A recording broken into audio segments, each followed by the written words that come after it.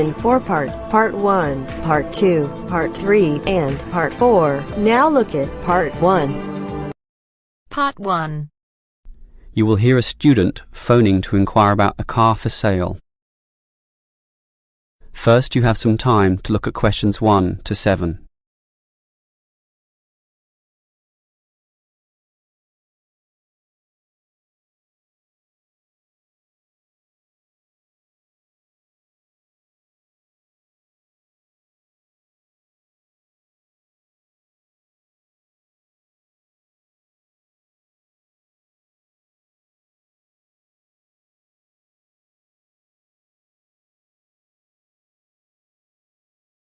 Now we shall begin. You should answer the questions as you listen, because you will not hear the recording a second time. Listen carefully and answer questions 1 to 7.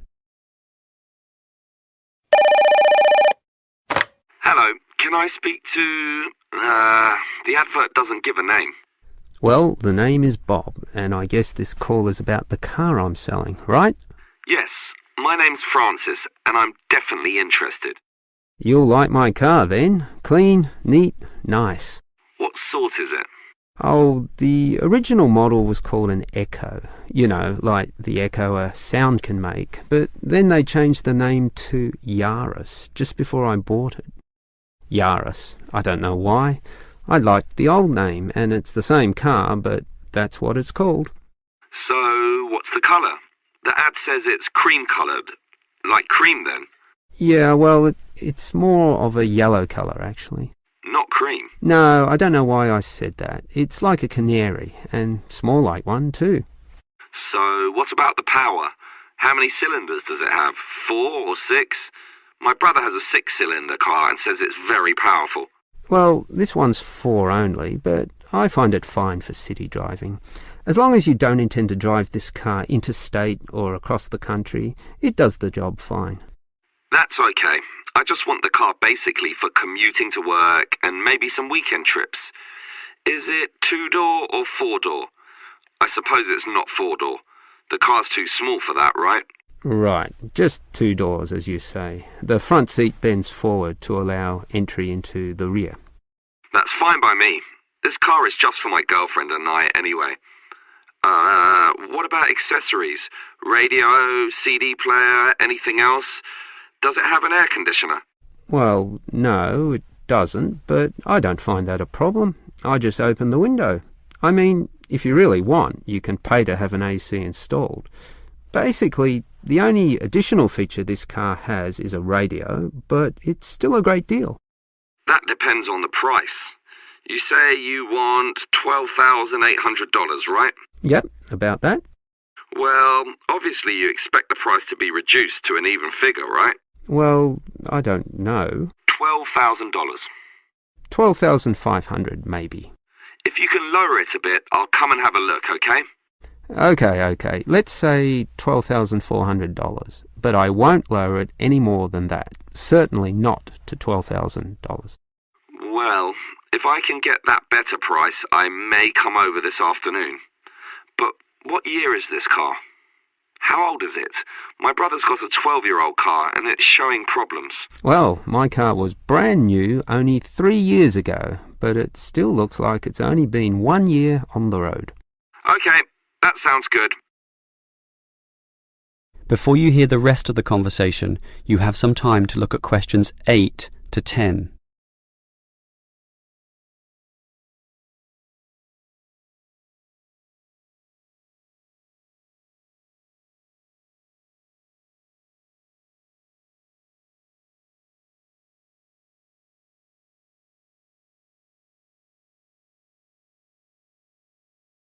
Now listen and answer questions 8 to 10.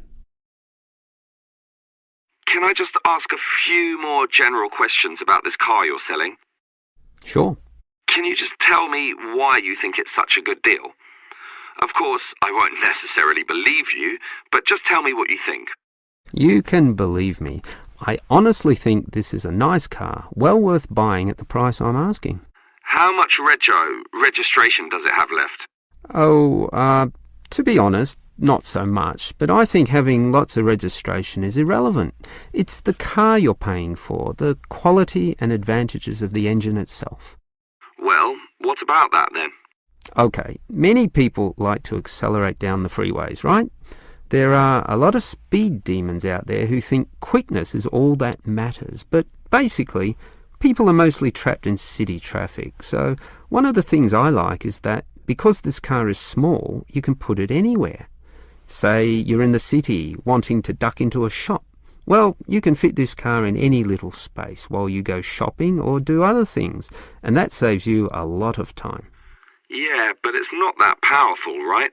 Oh, sure, the feel of a smoothly purring six-cylinder engine attracts many people, but I compare my car to those small football players with the tight turning circles, those who can run rings around the larger players. This car is like that. It can turn this way and that way, dodge here, duck in there, sneak around corners, squeeze ahead and grab a position. That's also very useful when travelling in city traffic. Okay, I'll think about it. Sure, think about it, but all these advantages are sound and appeal to other buyers as well. No one holds the same car forever, so you can say exactly the same things that I just said when you want to sell the car. That will make it very easy for you to pass this car on to the next buyer. Yeah, maybe you're right. That is the end of part 1. You now have half a minute to check your answers.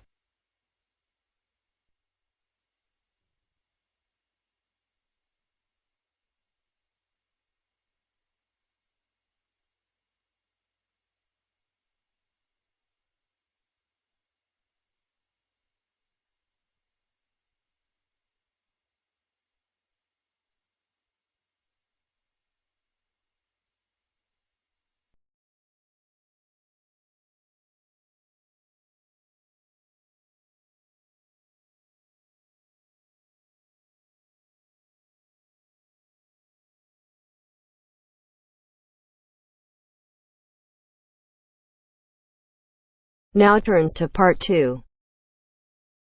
Part 2. You will hear a conversation between a prospective student and a university advisor about applying to enter the university. First, look at questions 11 to 13.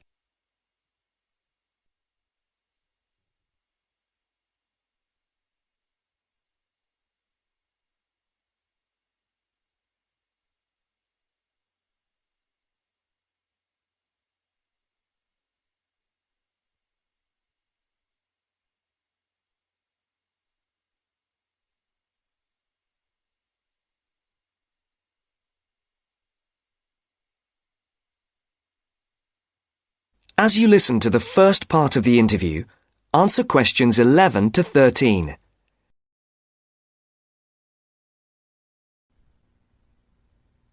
I'm interested in entering your business administration program, and I'd like some information on how to apply. I'm a little concerned because I've been out of school for a number of years. That could actually work to your advantage. It's possible to get academic credit for work experience if that experience is related to courses in our program. I've been working in business for several years. How would I get academic credit for that? First, you'll need to read the university catalogue to see if any of the course descriptions match your specific job experience. For example, if you've worked in accounting, you may be able to get credit for an accounting course. So then what would I do? You would write a summary of your work experience, relating it to specific courses we offer. Submit that to the admissions office with a letter from your work supervisor confirming your experience. Now look at questions 14 to 20.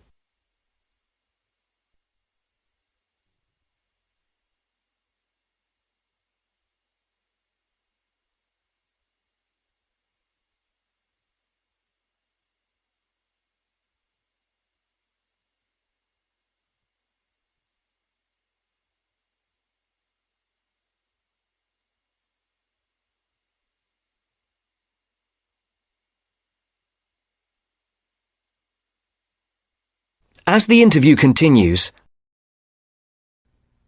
Would I submit those things at the same time that I apply for admission?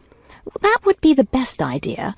Have you seen a copy of our university catalogue? Not the most recent one. I have a copy from last year. You'll need to look at the latest one. Unfortunately, I've run out of copies, but you can get one from the library for now, and I'll send you your own copy as soon as I have more available. Thank you. How does the admissions process work? Well, first you'll need to get an application for admission. Those are available in the admissions office. The application form contains all the instructions you'll need. That sounds simple enough. Of course, you'll need to make sure you meet all the admissions requirements. How can I know what those are? We have copies of the requirements lists for all university programs here in the counseling centre. I'll give you one before you leave today. Will I need to get recommendations from my employer or former teachers? Oh, yes, you will. The recommendation forms are available in the admissions office. Now, I don't know if you'll also be applying for a part-time job through the university work-study program. I'm considering that. How can I find out what kinds of jobs are offered? You can access the job listings from the computers in the library. Are you planning to study full-time or part-time? I want to be a full-time student. Good. Then you'll qualify for the work-study program. Part-time students aren't eligible. As a full-time student, would I be eligible for a free bus pass? No, unfortunately, we don't have those available for any of our students. However, you can apply for financial assistance to help pay for your books or for your tuition. I'd like to look into that. Do I apply for that at the admissions office? No, that's through us. You'll need to make an appointment with a counsellor.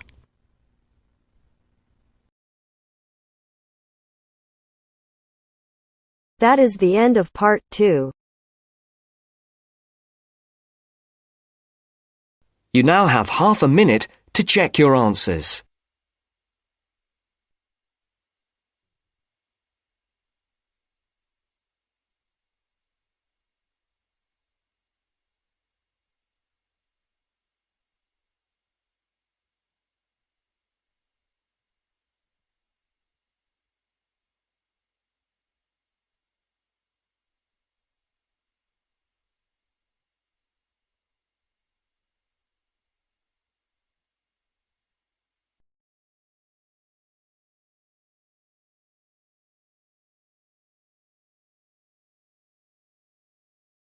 Now turns to part 3. Part 3. To hear a reporter from the New York Times who is presenting a news report prepared by Dion Searcy and Robert Gebeloff on the topic Middle Class Shrinks, further as more fall out instead of climbing up. First, look at questions 21 to 23.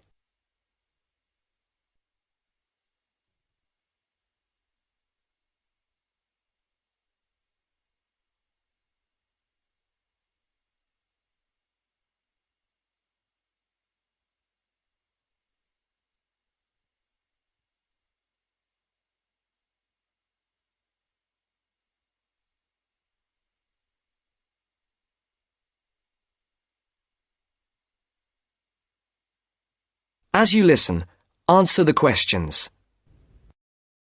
The middle class that President Obama identified in his State of the Union speech last week as the foundation of the American economy has been shrinking for almost half a century. In the late 1960s, more than half of the households in the United States were squarely in the middle earning, in today's dollars, $35,000 to $100,000 a year. Few people noticed or cared as the size of that group began to fall, because the shift was primarily caused by more Americans climbing the economic ladder into upper income brackets. But since 2000, the middle class's share of households has continued to narrow, the main reason being that more people have fallen to the bottom. At the same time, fewer of those in this group fit the traditional image of a married couple with children at home, a gap increasingly filled by the elderly. This social upheaval helps explain why the president focused on reviving the middle class, offering a raft of proposals squarely aimed at concerns like paying for college education, taking parental leave, affording childcare, and buying a home.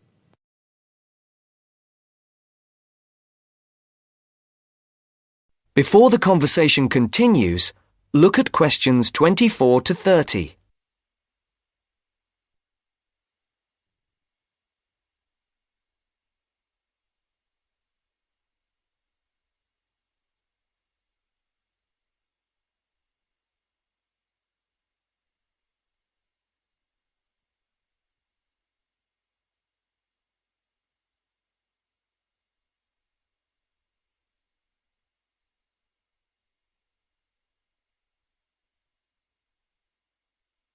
Now listen to the second part of the discussion.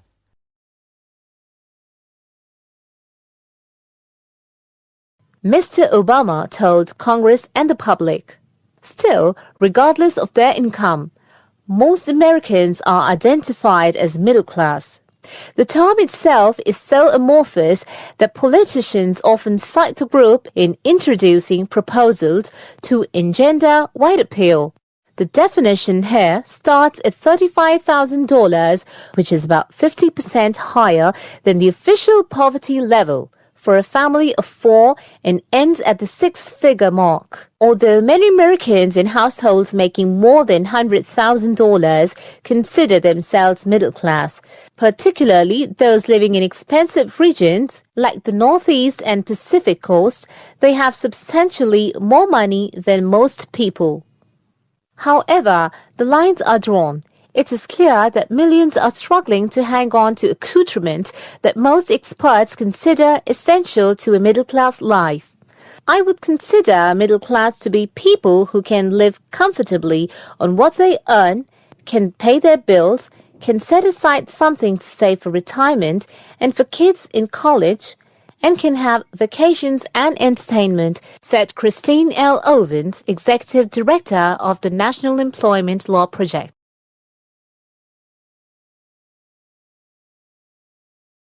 That is the end of part 3.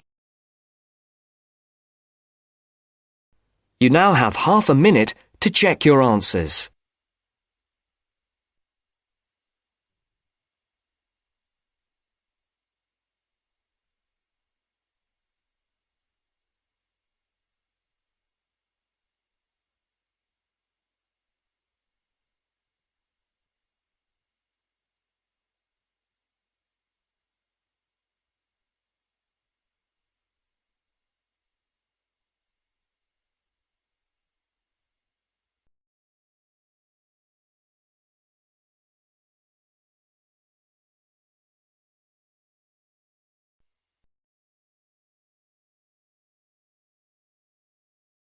Now turns to part 4. Part 4. You are going to hear a talk on Canada. First, you have some time to look at questions 31 to 40.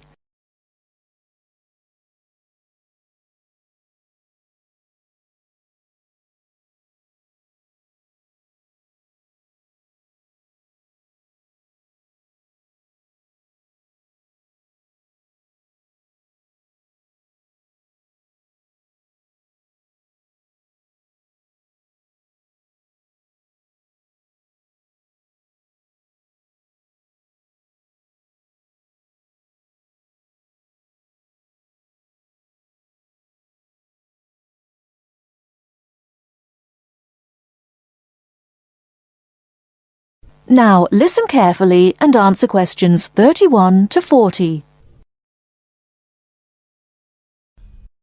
Good morning and welcome to this talk on Canada. Many people think of Canada as a land of ice and snow. They think of it as a young country with few inhabitants, a country of English-speaking white people. While some of this is true, it is also an inaccurate description of the country we call Canada. Canada lies in the northern half of the continent of North America. The most northern parts of Canada are sometimes called the land of the midnight sun, because at certain times of the year the sun never sets and is still shining faintly at midnight. This northern part of Canada is cold and mostly snow-covered all year round.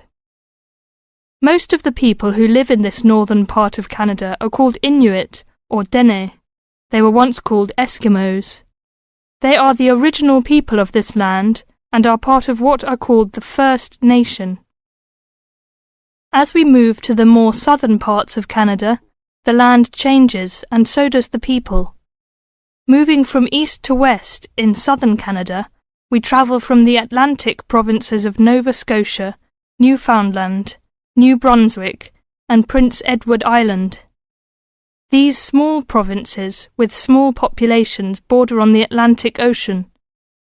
The land in these provinces is not very fertile, so fishing, forestry, and mining are the main industries, although in some small areas, agriculture is also important. If we travel west from the Atlantic provinces, we come to central Canada, composed of the large provinces of Quebec and Ontario. Both provinces are rich in natural resources, have fertile land, and are the centres of industry for Canada's largest cities. Toronto and Montreal are found in these provinces. The province of Quebec is the centre of French language and culture in Canada. In fact, Montreal is the second largest French-speaking city in the world after Paris. Finally, in the far west of Canada, we come to the province of British Columbia. This province is separated from the prairies by the Rocky Mountains and is bounded on the west by the Pacific Ocean. British Columbia is often called simply the West Coast. British Columbia is an attractive place for tourists because of its mild climate, spectacular mountains, seacoast, and beautiful forests. Agriculture, forestry, shipping, and fishing are major industries in British Columbia.